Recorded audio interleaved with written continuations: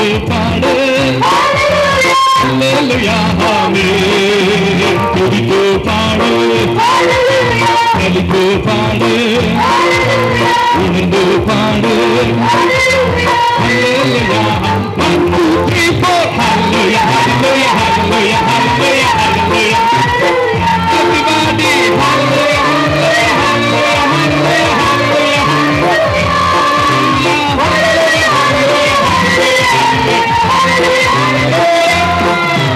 hallelujah hallelujah hallelujah hallelujah hallelujah hallelujah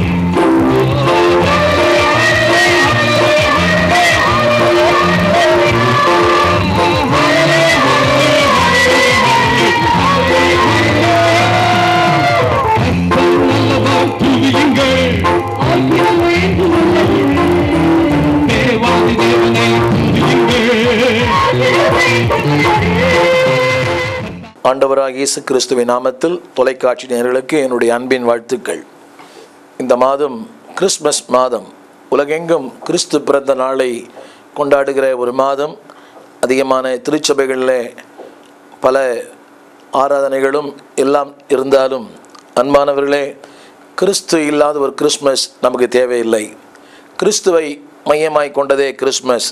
இந்த நாளிலே முதல் வாரமாக இருக்கிறபடியினாலே ஒரு வாக்குத்தத்த வசனத்தை கிறிஸ்மஸோடு சம்பந்தப்படுத்தி உங்களோடு பேசப்பட விரும்புகிறேன்.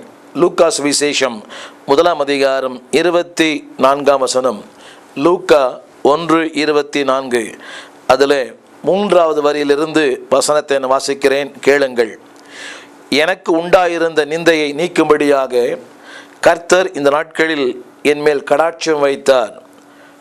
எனக்கு உண்டாயிருந்த நிந்தையை நீக்கும்படியாக கர்த்தர் இந்த நாட்களிலே என்மேல் கடாட்சம் வைத்தார். இந்த வார்த்தை அன்பானவர்களே எலிசபெத் சொல்வதாக திருமறை சொல்லுகிறது.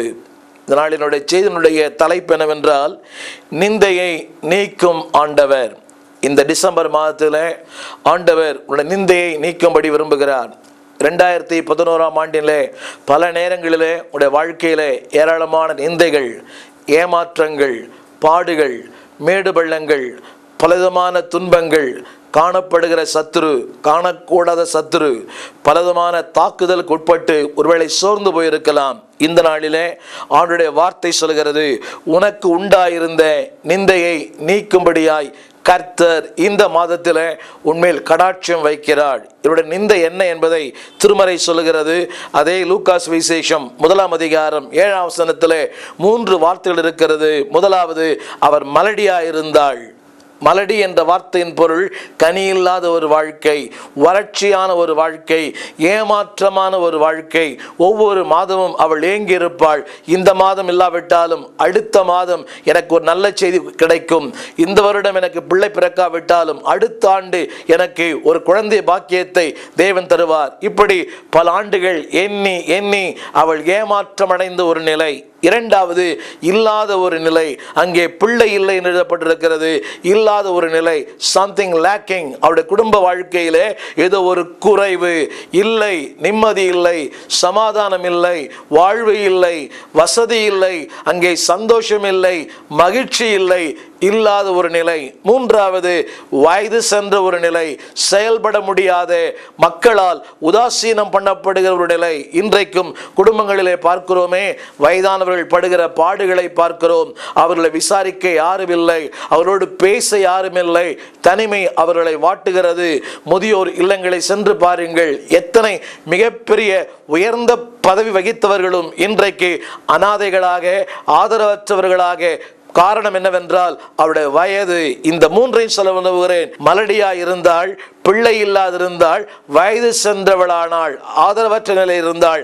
அன்பானவர்களே, இந்த செய்தியை கேட்டுக்கொண்டிருக்கிற உங்களுடைய வாழ்க்கையிலே இதை போன்று இல்லாவிட்டாலும் இதை போன்ற ஏதாவது நிலையிலே நீங்கள் சிக்கி தவிக்கலாம், ஏமாற்றம் அடைந்திருக்கலாம், எதிர்பார்த்திருந்த நண்பர்கள் உங்களை கைவிட்டிருக்கலாம், உறவுகள் உங்களை அற்றுப்போய் இருக்கலாம். ஆனால் இந்த நாளிலே உங்களுக்கு ஒரு நற்செய்தி, உங்கள் நிந்தையை ஆண்டவர் நீக்கும்படி விரும்புகிறார். அங்கே நடந்தது என்ன? இப்படிப்பட்ட சூழ்நிலையிலே தேவன் இருக்கிறாரா, எல்லாவற்றையும் அவர் கவனிக்கிறாரா, என் ஜெபங்களை கேட்கிறாரா என்று சொல்லி அங்கலாய்த்து இந்த தொலைக்காட்சி பெட்டியின் முன்பு உட்கார்ந்திருக்கிற என் அன்பு சகோதரனே, அன்பு சகோதரியே, உங்களுக்கு ஒரு 3 வார்த்தைகளை திருமறையிலிருந்து அதே வசனத்தில் நான் காண்பிக்கும்படி விரும்புகிறேன். முதலாவது 11ஆம் வசனம். அப்பொழுது கர்த்தருடைய தூதன் அவன் வலது பக்கத்திலே நின்றான். எத்தனை அருமையான ஒரு வார்த்தை! அப்பொழுது, எப்பொழுது? தனிமையான நிலையிலே, ஏமாற்றத்தின் நிலையிலே, எல்லாம் கைவிடப்பட்ட நிலையிலே, வயது சென்ற நிலையிலே, செயல்பட முடியாத நிலையிலே, அப்பொழுது கர்த்தருடைய தூதன் அவன் வலது பக்கத்திலே. இதை நான் சொல்லும் போதே எனக்குள்ளே ஒரு மகிழ்ச்சி, எனக்குள்ளே ஒரு சந்தோஷம். ஏனென்றால் வானத்தையும் பூமியும் படைத்த தெய்வம் உன்னை தனிமையாய் இருக்க விடுவதில்லை. காரணமின்றி ஒரு சொட்டு கண்ணீரும் உன் கண்களிலிருந்து வருவதற்கு தேவன் அனுமதிக்கவே மாட்டார். அவனுடைய வலது பக்கத்திலே தூதன் நின்றான். எத்தனை பெரிய காரியம்! ஏன் நிற்கிறான் தெரியுமா? அவன் வாழ்க்கையிலே ஏதோ ஒன்றை செய்யும்படியாக, அவன் வாழ்க்கையிலே ஏதோ ஒன்றை செயல்படுத்தும்படியாக, அவருடைய வாழ்க்கையிலே ஏதோ ஒன்றை திட்டமிடும்படி. தேவன் காரணமின்றி எதையும் செய்வதில்லை. அவர் காரணங்களின் கர்த்தர். God is a God of purpose. அவர் எதை செய்தாலும், அவர் நின்றால் அது அற்புதம், அவர் நடந்தால் அது அற்புதம், அவர் பேசினால் அற்புதம். தேவதூதன் நின்றான். இரண்டாவதாக 13ஆம் வசனத்தில் அவன் சொன்ன வார்த்தை, சகரியாவே பயப்படாதே, உன் வேண்டுதல் கேட்கப்பட்டது. முதலாவது ஏஞ்சல் கேம், இரண்டாவது ஆன்சர் கேம், பதில் வந்தது. இது நாள் வரை அவன் உள்ளத்திலே இருந்த ஏமாற்றங்கள் நீங்கி தேவன் என் வாழ்க்கைக்கு பதில் கொடுப்பாரா, என்னையும் தேவன் அங்கீகரித்திருக்கிறாரா? பல நேரங்களிலே எனக்குள்ளே பலவிதமான கேள்விகள். 41 ஆண்டுகள் இந்த இயேசுவை பின்பற்றுகிறேன் அன்பானவர்களே. ஆனால் பல நேரங்களில் எனக்குள் உண்டாகிற கேள்வி என்னவென்றால், என்னுடைய ஜெபங்கள் உண்மையாகவே கேட்கப்படுகிறதா? தேவன் மெய்யாகவே என் ஜெபங்களை கேட்டிருக்கிறாரா? இப்படிப்பட்ட சூழ்நிலை இருக்கிற உன்னை பார்த்து உன் பெயரை சொல்லி தேவன் சொல்லுகிறார், பயப்படாதே, உன் வேண்டுதல் கேட்கப்பட்டது. Answer game. மூன்றாவதாக அவனுடைய வாழ்க்கையில ஒரு அஷூரன்ஸ் கேம், ஒரு நிச்சயம் உண்டாயிற்று. அந்த நிச்சயம் என்ன? உன் மனைவி ஒரு குமாரனை பெறுவாள். It is an assurance. ஒரு நிச்சயத்தை தேவன் தந்தார். இந்த நாளிலே நிச்சயமில்லாத ஒரு வாழ்க்கை, கலங்கி தவிக்கிற ஒரு வாழ்க்கை, தடுமாறும் ஒரு வாழ்க்கை, அதாவது குழம்பி போன ஒரு வாழ்க்கை, உனக்கு ஒரு நிச்சயம். முதலாவது ஏஞ்சல் கேம், இரண்டாவது ஆன்சர் கேம், மூன்றாவது அஷூரன்ஸ் கேம், நான்காவது காட்ஸ் abundance கேம். தேவனுடைய பரிபூரணம் அவன் வாழ்க்கையிலே வந்தது. 24ஆம் வசனம். இந்த நாட்களில், அன்பானவர்களே, இனி வரும் நாட்களில் அல்ல, இந்த நாட்களில், கடந்து போன நாட்கள் கல்லறையிலே, உன் நிகழ்காலம் உன் கருவிலே, இந்த நாளிலே, இந்த நாட்களிலே தேவன் உன்மேல் கடாட்சம் வைக்கிறார். ஆங்கில வேதாமத்திலே காட்ஸ் ஃபேவர் என்ற ஒரு மொழிபெயர்ப்பு இருக்கிறது. இன்னொரு மொழிபெயர்ப்பிலே காட்ஸ் abundance, தேவனுடைய பரிபூரணம் இந்த மாதத்திலே உங்கள் மேல், உங்கள் குடும்பத்தின் மேல், உங்கள் ஊழியத்தின் மேல் வந்து தாபரிக்க தேவன் விரும்புகிறார். 4 வார்த்தைகளையும் மறந்துவிட வேண்டாம். ஏஞ்சல், இரண்டாவது ஆன்சர், மூன்றாவது அஷூரன்ஸ், நான்காவது abundance. இவைகளை தேவன் செய்ய ஆயத்தமா இருக்கிறார். நீங்கள் செய்ய வேண்டியது என்ன? 4 காரியங்களை சொல்லுகிறேன். இந்த மாதத்திலே ஆண்டவருக்கு அதிகமாய் ஊழியம் செய்யுங்கள். பண்டிகை முக்கியம் அல்ல, பண்டிகையின் ஆண்டவர் முக்கியம். எல்லாம் முக்கியம், முக்கியங்களிலே கிறிஸ்து முக்கியம். வேதம் சொல்கிறது.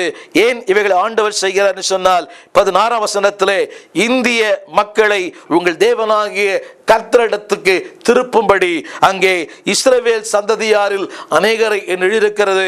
அதை நான் சற்று மாற்றி 16ஆம் வசனத்திலே இந்திய மக்களை, அநேகரை இயேசுவின் பக்கமாய் திருப்புங்கள். அதுதான் இந்த மாதத்திலே ஆண்டவர் உங்களுக்கு கொடுக்கிற ஒரு மிகப்பெரிய வாய்ப்பு. God's promises are always a condition.